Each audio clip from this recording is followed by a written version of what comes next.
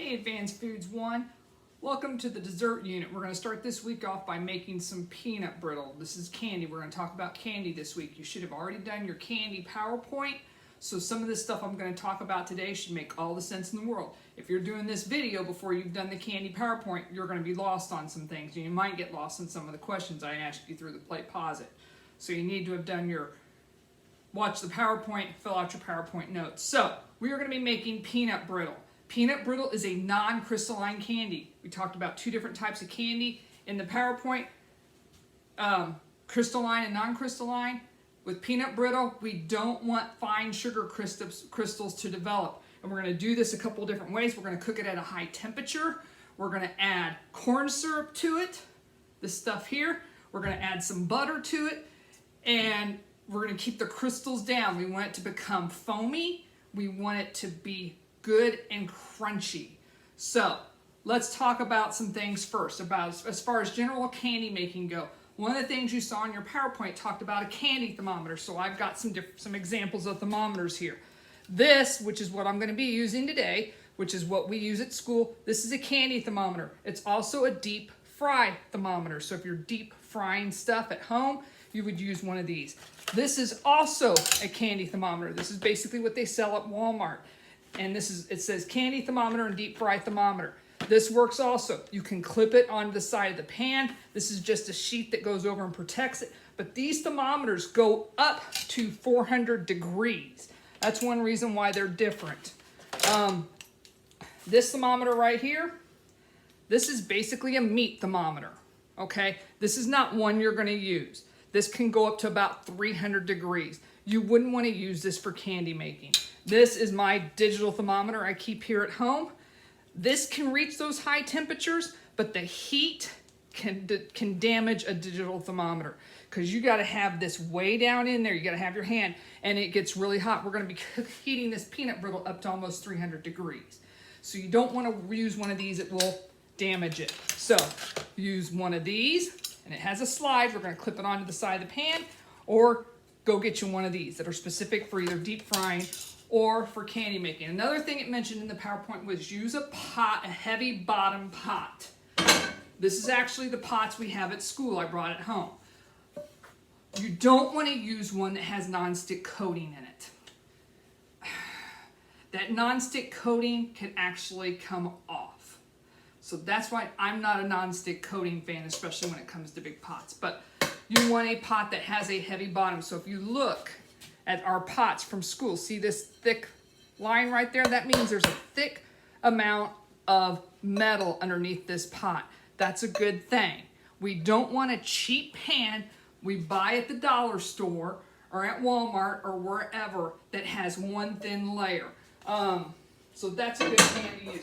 This is a pan I have here at home. It's a little bit smaller, but I can tell with this ridge, and I can feel that it's heavy on the bottom. It's got a thickness to the bottom of this pan. So that's what you want to use. So we're going to use the one I actually brought home from school because my big pots are not that great. I need a new set of cookware. Okay, so it starts off, when we read the recipe, we need to use, you're going to get 1.5 sticks of butter. We're going to use, and then you're going to get 2 tablespoons of butter. You actually are going to use this to butter a baking pan. So what I'm going to do is basically move some of this stuff out of the way.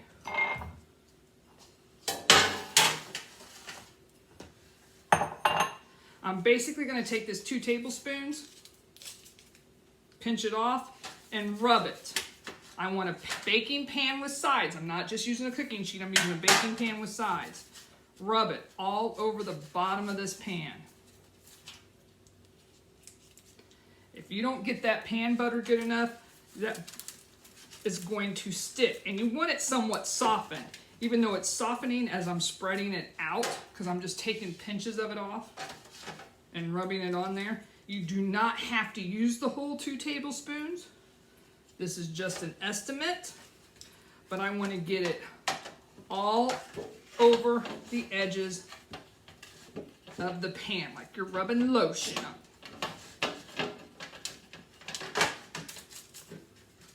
So get that up there.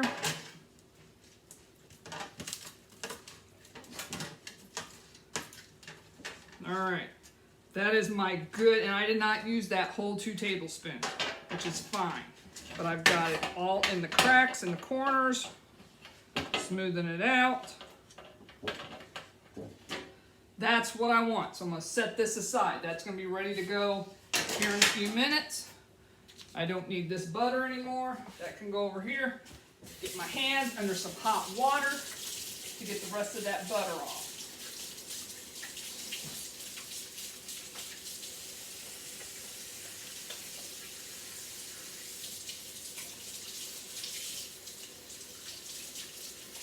All right. Now, we're going to measure out the rest of our ingredients. So it also says, put the baking soda, the salt, and a half a cup of butter, 1 whole stick, into a small mixing bowl. So I got a small mixing bowl, and I need a tablespoon of baking soda. So you guys know baking soda. I've had people get mixed up before and put baking powder in it. Didn't work. We're going to get this baking soda is going to give us a reaction. It's going to cause our peanut brittle to foam up, which is a good thing. So we need 1 tablespoon. So I'm going to stick this down in there, kind of stir it up, make sure I don't have any lumps. I can level it off by the top of the box, about like so. So that goes in first. The butter goes on top, and that's an important step, which I'll talk about here in a minute. We need a teaspoon of salt. So I'm basically going to do this over my sink.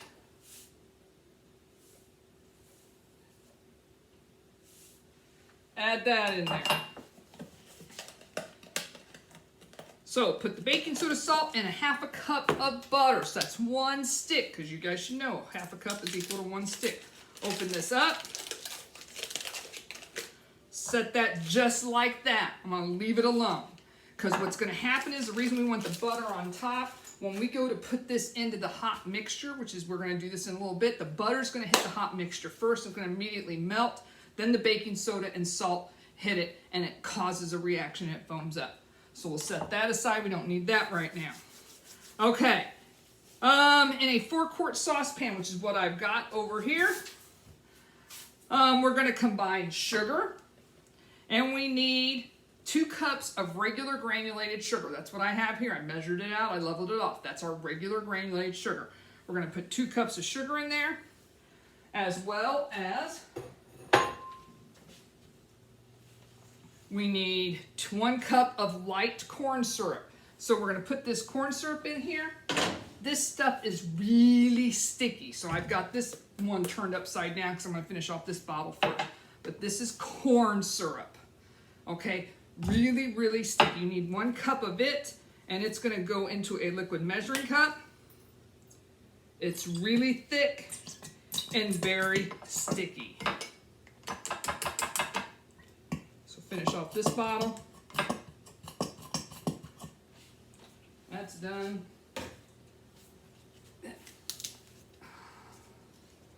Open a new bottle.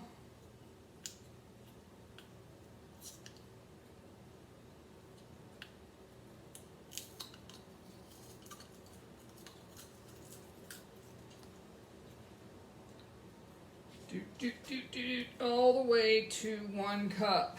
You can see how thick this is. Get down here. I'm going to get the 1 cup turned towards me.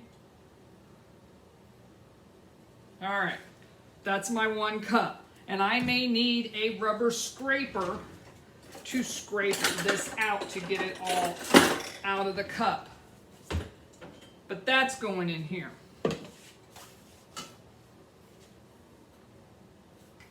Then what I'm going to do, and this is a little trick, I need 1 cup of water. So I'm going to put the 1 cup of water in here, and I'm going to do 1 cup of hot water, because that'll help get the rest of this corn syrup out of there. Come on.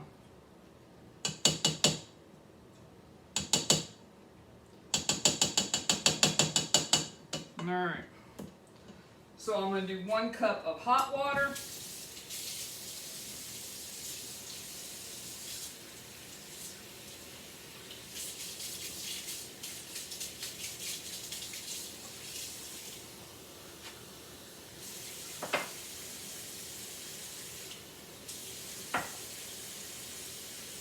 Then that goes in. You want to use, and it gets on your hands too, and it's sticky on your hands.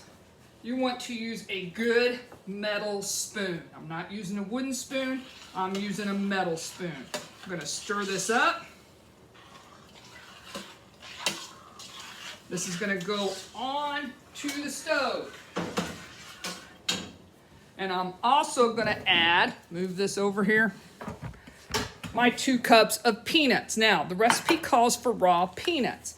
I've never been able to find raw peanuts when I've done this. So I've always bought just what I can find. And usually the dry roasted peanuts work good. I've even bought the cocktail peanuts that have the skin on them. Not a big fan of those. If you can find just plain dry roasted peanuts, that works good. So I have 2 cups of dry roasted peanuts in this bowl. That's going to go in. Stir this up. It's going to come to a boil. Light. That does not mean I have it on high, okay? And I've stated in the recipe that you want to put it on about 8, okay? But it also says you need to stir it constantly. Okay, I'm going to bring this to a boil. I'm going to pause this video, okay? Move my camera over so that you can see down in here, because this is going to take a little bit of time to get it up to a boil, so you can see exactly what I'm doing. But the whole key to this thing is stirring, okay? Stirring it constantly and then getting it up to temperature. So this is getting ready to boil. As you can see, I've been going for probably about 5 or 6 minutes, stirring it constantly, and you can see it's boiling on my edges a little bit. But I need to get it going a little bit more. As soon as it comes to a boil, I am then going to put a lid on it. Okay? Cover the pan with a lid for about a minute to allow the sides to wash themselves down and dissolve sugar crystals. So we let this go. I've got this on 8, so about medium-high heat. You can see, you see the bubbles in there? Sometimes I get too much of a glare. All right, there we go. It is definitely boiled. So I put that on there for a minute. So give this about a minute. And then we're going to clip on that candy thermometer. And I'm going to turn this down just a hair. But leave this sit.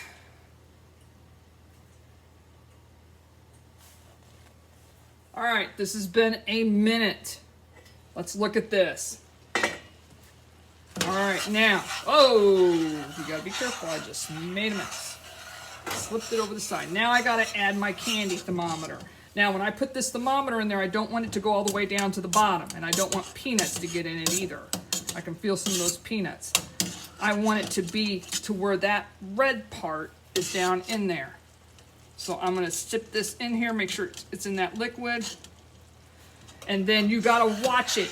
And we have to continually stir this till that gets up to close to 300 degrees. We want it to go to 295. This is where people can make or break it. If you don't get it up to temperature, it will not work. And you have to stir it in the crevices.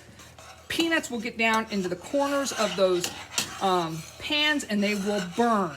So this is not the time to, you know, sit there and do this and be on your phone looking, oh, let's go make a TikTok video. Oh, well, he said, she said, did you see what they just posted? No, you have to pay attention. You got to stir it, okay? I am going to pause the video. Because I paused the video doesn't mean that you can get up and run to the bathroom or go get something to eat or go make a TikTok video or whatever it is you need to do. It means I shut the video off, and when it's done, I come right back.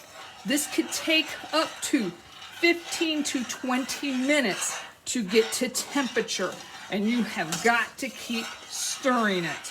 So this is a critical part of making peanut brittle. If you don't get it up to temperature, it's not going to turn out right. So when it's getting close to that 300 mark, I will bring you back. Okay, we are back. You can see how it's turned a dark satiny color. I just turned the temperature down a little bit. I've got 2 thermometers in there now. One that was pretty close to this one said it was got pretty close to $2.95. This morning it was down a little bit low, so I can tell by the color of it that they were getting close to temperature. So I've got the burner turned off. You can see how it turned a darker. I know you guys can't see very well because of the glare, but and here goes my butter and my baking soda. You turn it off the heat. I'm going to stir this real vigorously. I have an UV glove on my hand because my hand got hot. I don't know if you guys can see it kind of foaming up a little bit. Trying to get it out of that glare. But stir, stir, stir. Get that butter to melt.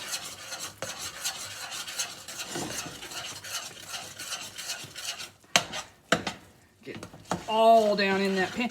The other thing too is I want to get this under some hot running water. So as soon as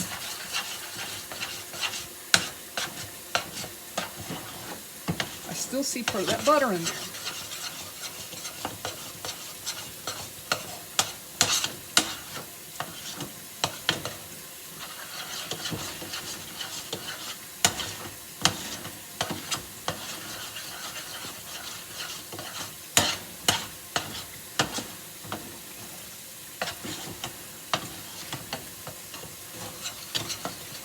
Okay,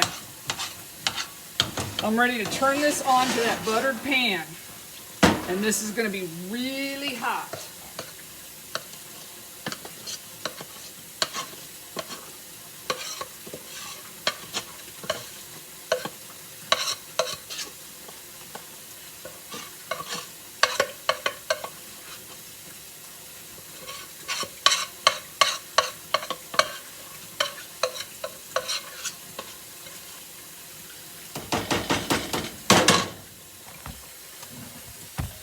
So if you guys can see, I can kind of spread it out a little bit.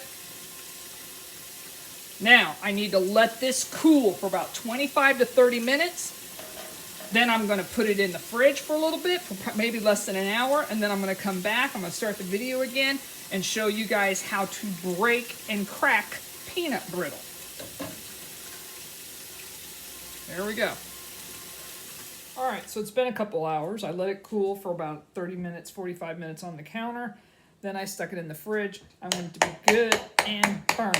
One thing I wish this would have gotten a little bit darker in color, a little bit more golden. I see streaks of it, but you can see bubbles. So this is what we do. We buttered that pan, and so that butter had solidified since I've had it in the fridge. What you do is you get a knife, and I'm basically going to go to a corner, and you got to watch it because it pops at you. You want to lift it up, and it is being stubborn. So usually you can start, and it's going everywhere.